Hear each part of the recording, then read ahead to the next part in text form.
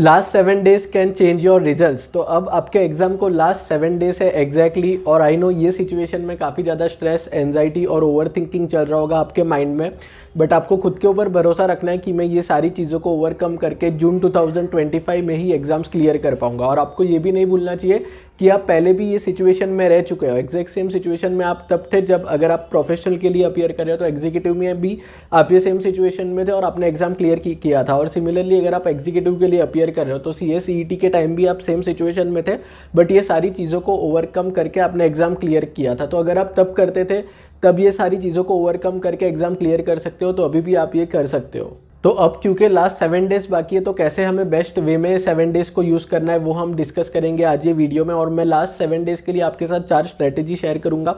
पढ़ाई वाइज तो अभी तक आपको क्लियर होना चाहिए कि आपको क्या करना है। जैसे अभी आपका जो फर्स्ट पेपर है वो 1 जून से स्टार्ट हो जाएगा, तो आपको क्या करना है 28 और 29 मई को आपको जो सेकंड पेपर है उसका रिवीजन करना है, और जो फर्स्ट पेपर है उसका रिवीजन आपको करना है 30 में और 31 मई 2025 को, ताकि फर्स्ट दो पेपर है उसका अगर आपका स्ट्रॉन्ग रिवीजन हो जाएगा तो एक पॉजिटिव मोमेंटम आ जाएगा। और एक बार आपके फर्स्ट 2 पेपर्स अच्छे चले जाते हैं तो बाकी के पेपर्स में भी आप वो जो कॉन्फिडेंस है वो कैरी ऑन कर सकते हो, और मोमेंटम जो पॉजिटिव मोमेंटम है वो आपके साथ होगा, तो उससे थोड़ा आसान हो जाता है जो अगर कोई चैलेंजिंग पेपर भी आता है तो उससे डील करना।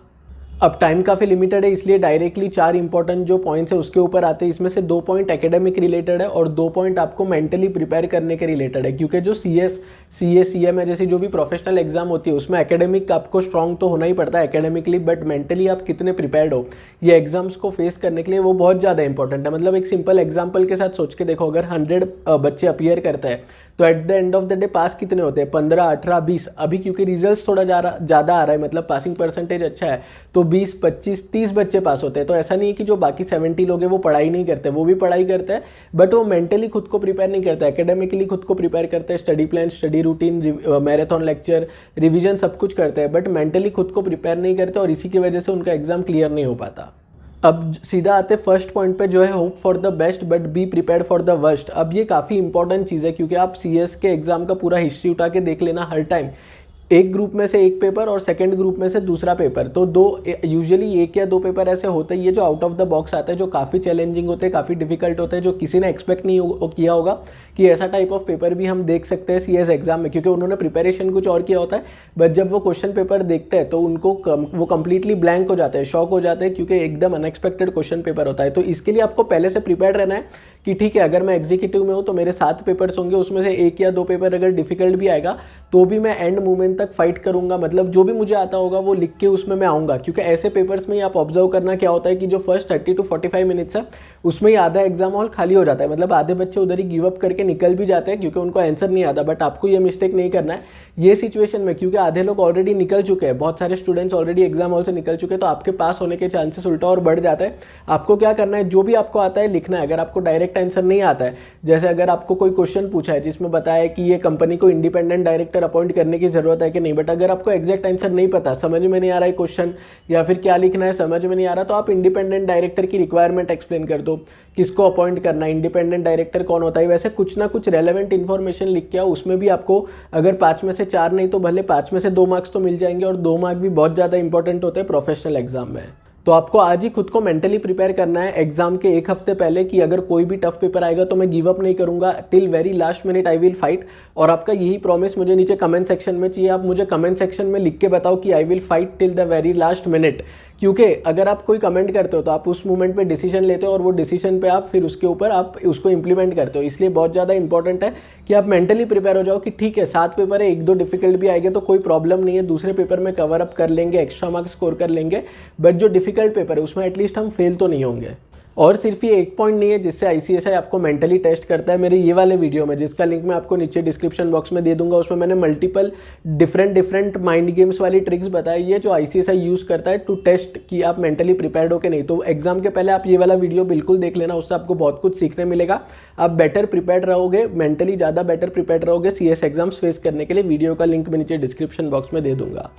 जो सेकंड इंपॉर्टेंट पॉइंट है वो ये है कि आपके पास अभी से ही स्ट्रैटेजी रेडी होना चाहिए कि एग्जाम के एक दिन पहले आप पूरा सिलेबस कैसे रिवाइज करोगे। अब आप सोच के देखो, आप पढ़ाई कर रहे हो 5, 6, 7, 8 महीने से, बट अगर आपका एग्जाम के एक दिन पहले वाला रिवीजन जो है वो स्ट्रॉन्ग रिवीजन, अच्छा रिवीजन नहीं होता है, तो वो कॉन्फिडेंस नहीं आता जब आप आंसर शीट में आंसर लिखने का ट्राई करते हो तब। इसलिए बहुत ज़्यादा इंपॉर्टेंट है कि आप एग्जाम के एक दिन पहले पूरा सिलेबस जो आपको 10 से 12 घंटे मिलते हैं नेक्स्ट पेपर के पहले, उसमें आप पूरा सिलेबस रिवाइज कर पाओ, ताकि कॉन्फिडेंटली नेक्स्ट डे आप आंसर शीट में आपका आंसर अच्छे से लिख के आ पाओ। और मेजॉरिटी ऑफ द स्टूडेंट्स यही पे मिस्टेक करते हैं, वो पूरा study plan, study routine, marathon lecture, revision सब कुछ कर लेते हैं, बट एग्जाम के एक दिन पहले का कोई स्ट्रैटेजी नहीं बनाते, जिसकी वजह से एग्जाम के एक दिन पहले उनका पूरा सिलेबस रिवाइज नहीं हो पाता और एग्जाम भी उनका क्लियर नहीं हो पाता। तो आपको ये मिस्टेक नहीं करना है। अगर आपके पास कोई स्ट्रैटेजी नहीं है, आप चाहते हो कि मैं एक डेडिकेटेड वीडियो बनाऊं और बताऊं कि कैसे एग्जाम के एक दिन पहले कौन सी स्ट्रैटेजी यूज़ करके आप पूरा सिलेबस रिवाइज कर सकते हो, तो मेरे को नीचे कमेंट सेक्शन में बताओ। अगर आप में से बहुत सारे लोगों को उसके ऊपर एक अलग वीडियो चाहिए होगा तो मैं एक अलग वीडियो उस पर बना दूंगा। जो थर्ड इंपॉर्टेंट पॉइंट है वो है focus on resources issued by ICSI. अब ये काफ़ी ज़्यादा इंपॉर्टेंट है। एग्जाम के पहले करने को इतना कुछ होता है, मैराथन लेक्चर भी देखना है, रिवीजन भी करना है, प्रोफेसर ने जो हमें शॉर्टकट नोट्स, स्मार्ट नोट्स दिया है उसको भी हमें कवर करना है, इतनी सारी चीज़ें हैं। ये सब के बीच में हम सबसे इंपॉर्टेंट चीज़ जो रिसोर्सेस इश्यूड बाय आईसीएसआई है उसको कवर करना भूल जाता है, और इवेंचुअली उसी की वजह से हमारे जो बहुत सारे मार्क्स हम स्कोर कर सकते हैं वो मिस हो जाते हैं। इसलिए आपको ये मिस्टेक नहीं करना है। आपको स्पेसिफिकली जो भी रिसोर्स आईसीएसआई ने दिया है उसको अच्छे से कवर करना है। अगर आपको पता नहीं है कि कौन से ऐसे रिसोर्सेस है जो आईसीएसआई ने दिए ताकि हमारा एग्जाम थोड़ा इजी हो जाए, बट हमें वो रिसोर्सेज के बारे में पता ही नहीं है, तो ये वाला वीडियो चेकआउट कर लो। इसमें मैंने 1, 2, 3 नहीं, टोटल 6 रिसोर्सेज बताए जो यूज़ करके आप इजीली 50 to 60 मार्क्स ज़्यादा स्कोर कर सकते हो आपका जो ओवरऑल टोटल है उसमें, और वही 50 to 60 मार्क्स से डिसाइड होगा कि आपका एग्जाम इस अटेम्प्ट में क्लियर होगा कि नहीं। वीडियो का लिंक मैं आपको नीचे डिस्क्रिप्शन बॉक्स में दे दूंगा, उस पर क्लिक करके वो वीडियो भी आप पूरा देख लेना। अब आते हैं फोर्थ और लास्ट इंपॉर्टेंट पॉइंट पे, जो काफ़ी ज़्यादा इंपॉर्टेंट है, काफ़ी ज़्यादा कंसर्निंग है। जो एग्जाम के पहले के कुछ दिन होते हैं उसमें स्टूडेंट्स बहुत ज़्यादा ओवर थिंकिंग करते हैं और उसी में उनका बहुत ज़्यादा टाइम वेस्ट हो जाता है, कॉन्फिडेंस उनका लो हो जाता है। और अभी जैसे स्टूडेंट्स के मैसेज आ रहे हैं वो ऐसी चीज़ के बारे में आ रहे हैं जो उनके कंट्रोल में नहीं है। जैसे मैं आपको बताता हूँ, स्टूडेंट पूछ रहा है कि क्वेश्चन पेपर कैसा होगा इस अटेम्प्ट का, ईजी होगा, हार्ड होगा। चलो क्वेश्चन पेपर कैसा होगा वो भी ठीक है, एग्जामिनर कैसे चेक करेगा हमारा पेपर, वो अच्छे से चेक करेगा, स्ट्रिक्टली चेक करेगा या लीनियंटली चेक करेगा, पासिंग परसेंटेज क्या होगा। अब आप प्रैक्टिकली सोच के देखो, ये सारी ऐसी चीज़ें हैं जो आपके कंट्रोल के बाहर है। इसके बारे में आप आधा घंटा, 45 मिनट, 1 घंटा भी सोच लो, बट उससे कुछ भी फर्क नहीं पड़ेगा, because this things are beyond your control, you can not do anything about it. तो ऐसी चीज़ों के बारे में जो आपके कंट्रोल में नहीं, उसके ऊपर आप कितना भी ओवरथिंक कर लो, उसके बाद भी आपको उससे कुछ बेनिफिट नहीं मिलेगा। रादर देन दैट आप ऐसी चीज़ों पे फोकस करो जो आपके कंट्रोल में है। जैसे आपके कंट्रोल में क्या है कि 7 डेज में कैसे बेस्ट वे में आपको पूरा सिलेबस रिवाइज करना है, उसके बारे में सोचो, रादर देन दोज थिंग्स जो आपके कंट्रोल में नहीं है। अब माइंड में थॉट्स आने से कोई नहीं रोक सकता, बट जैसे ही आपके माइंड में कोई थॉट आता है आप सोचो कि ये जो मैं ओवर थिंकिंग कर रहा हूँ वो किस चीज़ के बारे में, whether it is with in my control और बियॉन्ड माई कंट्रोल। अगर आपको लगता है कि ये मेरे कंट्रोल के बाहर की चीज़ है, कि पासिंग परसेंटेज कितना होगा, कौन सा पेपर ईजी होगा, कौन सा पेपर डिफिकल्ट होगा, तो तुरंत वहीं पे आपको पॉज करना और वापस आप जो चीज़ कर रहे थे, पढ़ाई कर रहे थे, रिवीजन कर रहे थे, राइटिंग प्रैक्टिस कर रहे थे, उसके ऊपर आपका फोकस वापस तुरंत चले जाना चाहिए। तो फ्रेंड्स, ये था कुछ स्ट्रेटेजीज जो आपको लास्ट 7 डेज के लिए फॉलो करना है। और ट्रस्ट मी, अभी भी अगर आप 7 डेज को बेस्ट वे में यूज़ कर सकते हो, बेस्ट स्ट्रेटेजी बना के प्रिपेयर करते हो एग्जाम के लिए, तो आपको पास होने से कोई भी नहीं रोक सकता। अगर आपको आज का वीडियो अच्छा लगे तो वीडियो को लाइक कर देना, और thank you very much for watching.